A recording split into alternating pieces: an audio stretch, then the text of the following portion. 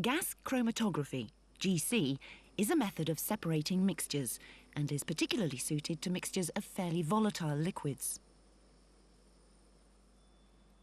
As in all chromatographic methods, there is a mobile phase, in this case a gas, that carries the components of the mixture over a stationary phase. In this case, the stationary phase is a tube called a column, packed with solid or coated with a high boiling point liquid.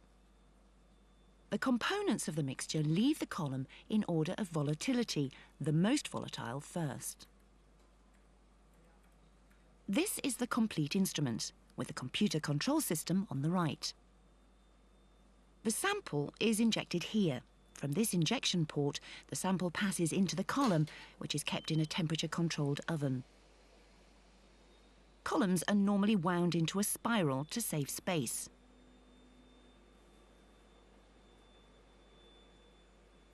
This capillary column is 30 meters long.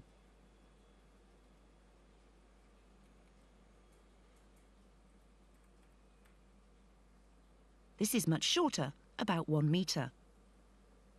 The properties of the column and its filling are chosen for the particular separation that is to be carried out. The components of the mixture are carried through the column by a stream of inert helium gas, the mobile phase. The more volatile the component, and the less it interacts with the stationary phase, the faster it travels through the column. At the other end of the column is a detector that detects each component of the mixture as it comes out of the column and also measures its amount. This instrument has a flame ionization detector which consists of a hydrogen flame burning in air. As a substance leaves the column, it burns in this flame, producing ions, which can be detected by measuring the electrical conductivity of the flame. The hydrogen for the flame comes from this cylinder here. Before beginning a separation, the operator must set the flow rate of the gases and the temperature of the oven. The temperature of the inlet port is also set at a level that ensures that the sample is fully vaporized, and the flame ionization detector must be lit. Here, we will separate a mixture of methanol and methyl benzene.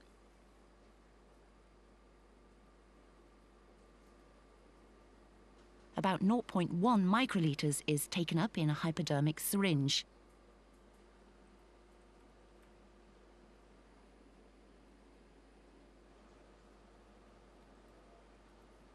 It is then injected into the inlet port through a self-sealing rubber disc called a septum.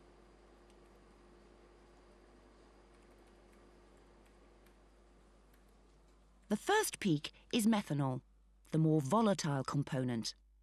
Its retention time, that is the time taken for it to pass through the column, is about 1 minute. The second peak, with a retention time of about 1.5 minutes, is the less volatile methyl benzene. Its peak has a larger area, showing that there is more of it in the mixture.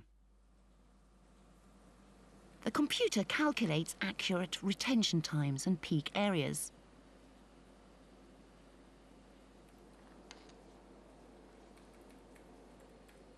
The area under each peak is proportional to the amount of each component. The computer calculates this. This instrument is used for undergraduate practical sessions, and samples are run singly as and when each student is ready. In this alternative instrument, the gas chromatograph is on the left, and the detector is a mass spectrometer which runs the mass spectrum of each component as it comes out of the column.